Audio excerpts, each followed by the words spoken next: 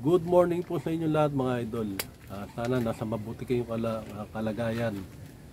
Ito dito sa San Jose del Monte, Bulacan. Ayan, muulan na naman.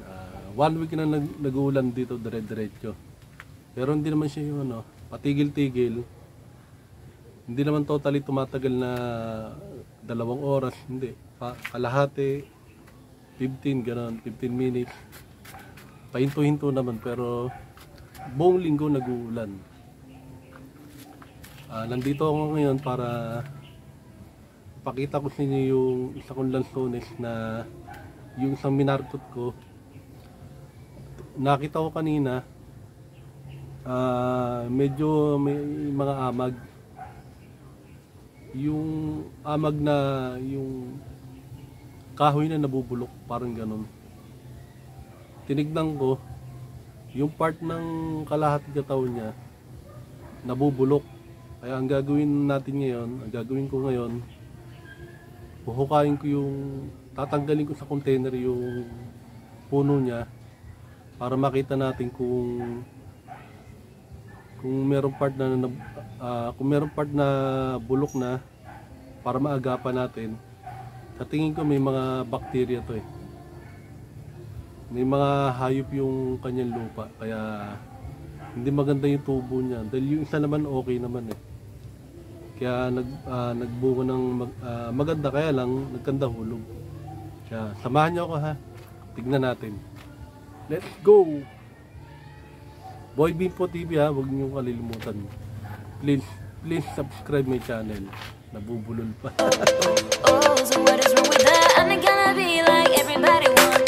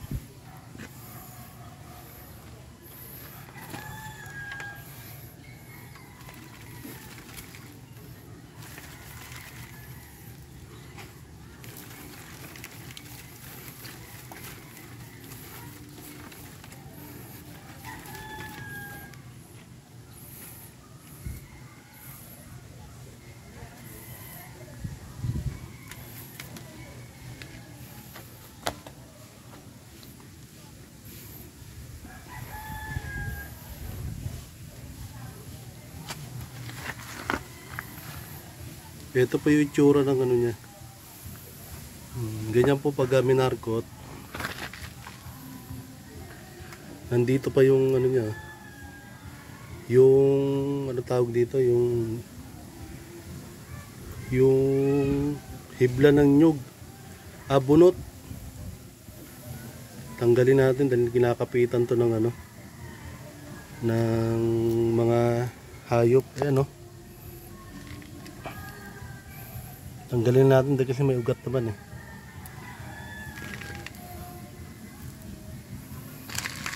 Ayun, ang dami. Nakikita nyo mga idol, kaya lang di makita sa cellphone eh.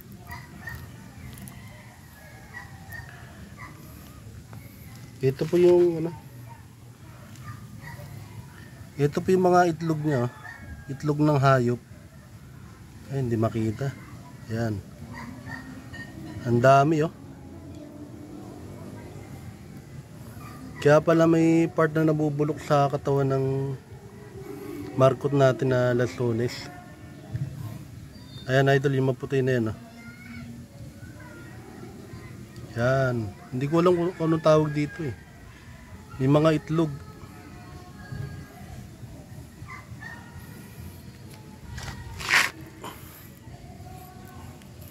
Tanggalin natin yung bunot.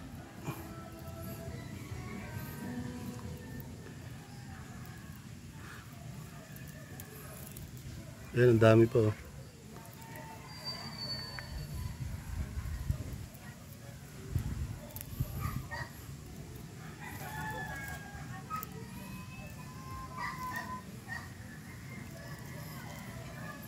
Ito po mga bunot po yan.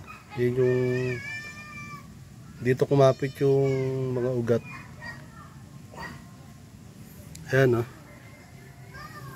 May nabubulok na parte ng katawan. Ito po yan, oh. Yan. Buti na agapan natin.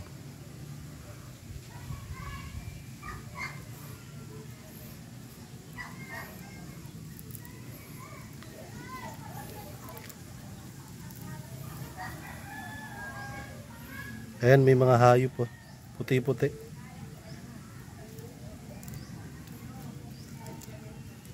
Ayan, bulok na, oh. Siguro ito yung ang dahilan niya yung nababad sa tubig.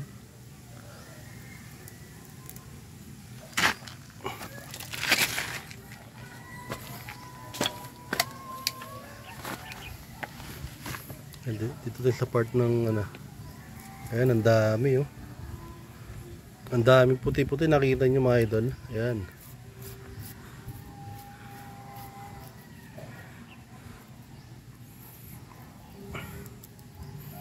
Ito yung mga bunot ng nyug.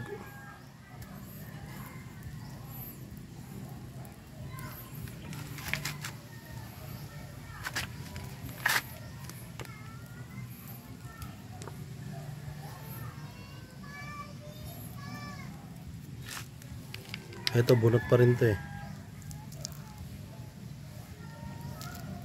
Yan.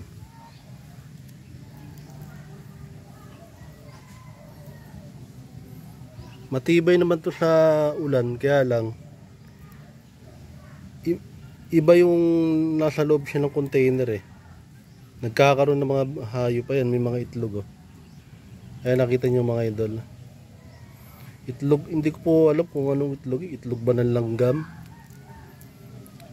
Itlog ng ano, yung tawag dito sa amin yung malilit kami, baboy-baboyan. Ayan. Ikot natin.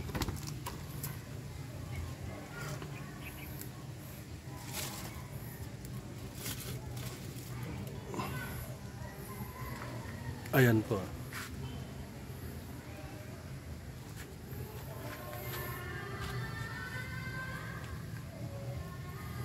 Ayan, may mga puti-puti.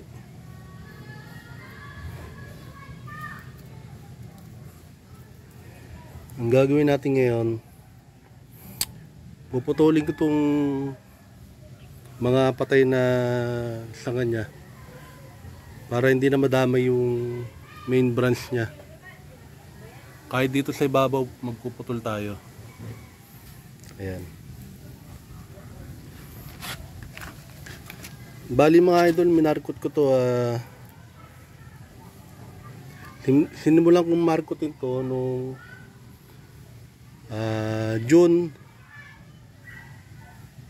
hindi, September 2022. Nagkaroon siya ng ugat. Hindi totoo yan. 2 months before. Bola lang yan. Nagkaroon na ng ugat yan. Bali, January pinutol ko na. Almost 4 na buwan bago siya nagkaugat. Hindi ko na na-videoan eh. Ito. Merong part na ugat na nabubulok. Kita nyo mga idol. Tatanggalin na natin to para hindi naman damay. Ayan, bulok oh.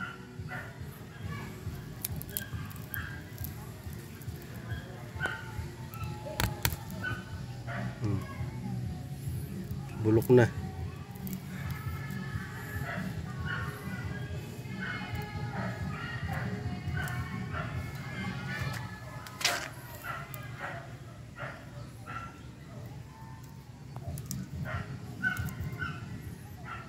Ito bulok na rin oh.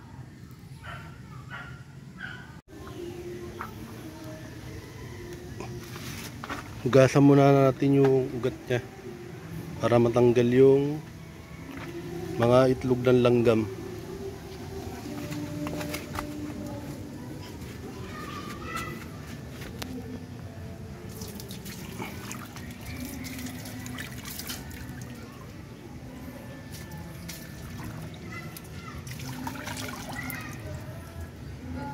Ang daming itlog ng langgam oh.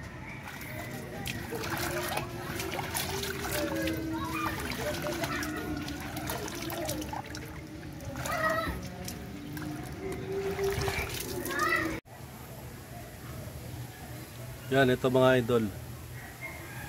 Tatanggalin natin to dahil may mga uod dito eh. Pero iingatan lang natin dahil baka maputol yung malalaking ugat niya. Delikado, baka mamatay. Dadandahanin lang natin. Yan, naputol ko na. Medyo iningatan lang natin dahil baka mabali itong malalaking ugat. Wala na, mamamatay yan. Babalik na natin to sa container niya.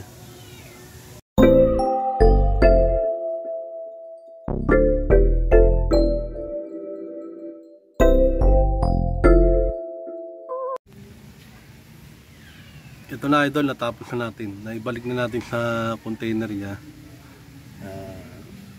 Hindi na ako gano'ng mangangamba dahil natanggal na natin yung bulok. Pero ito, hindi natin ilalabas to ng siguro mahigit 1 week. Dahil hindi natin pwede paarawan to dahil tinanggal natin sa kanyang sariling lupa. Kinabukasan malalanta ang ano nito, dahon na ito eh. Ngayon hindi pa nalalanta eh. Ayan, malaki binawas niya. Ang haba na naiputol natin.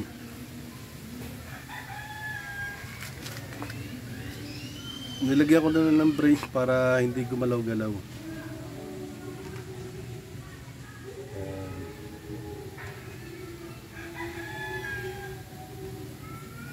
Sinamahan natin ng bulate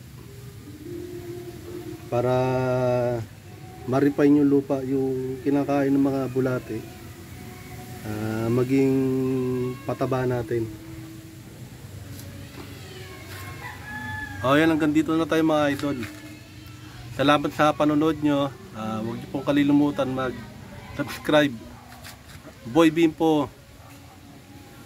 Pero meron akong vlog na Boy Bimpo TV. Ganito rin ang niya, ang content. Yan, napakaganda.